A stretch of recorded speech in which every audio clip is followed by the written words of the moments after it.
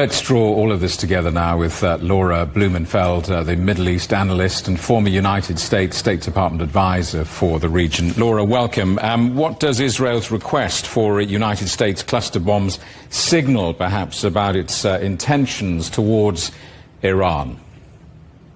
Well, I think Israel is going for broke. They're going to go as far as they can go. And we have a signal back from the United States in one word, which is using the word we, when Donald Trump tweeted that we control the skies over Iran. I think it's very important because for years, Prime Minister Netanyahu has been saying, our fight is your fight. Our fight to dismantle Iran and its terror proxies are relevant to the rest of the civilized world. I think Donald Trump is signaling more and more, he's trying to answer that question. Can you be a superpower if you don't exercise your superpowers? Am I going to preside over a parade this week or a strike on Iran's nuclear centers? Now, that's not to say that they're going to participate directly, but it's clear that they're showing more of a willingness, almost in that World War II style, of lend-lease or loaning equipment to Israel to make what would have been impossible for them alone possible. Does America speak with one voice? I mean, do Mr. Trump's supporters speak with one voice? I don't know if you could hear our correspondent Tony Waterman in Washington talking about the split in the MAGA movement, the Make America Great movement. In the United States, just explain, why is there this MAGA pushback against Israeli pressure, and how serious is that divide?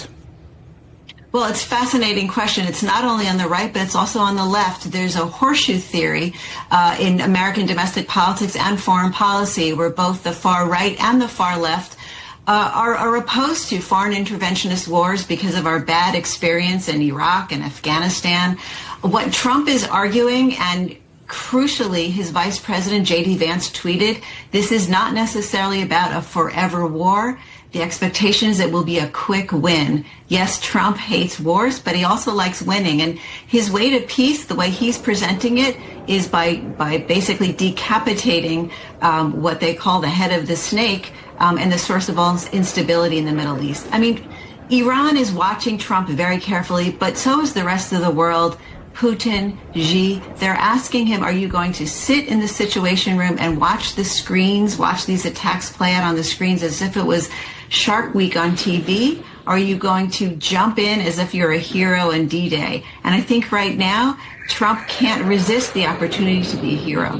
Well, look, you've been in the room when difficult decisions have been taken. What are Mr. Trump's options if these tensions escalate further? Well, he does favor diplomacy. This is coercive diplomacy of the highest order.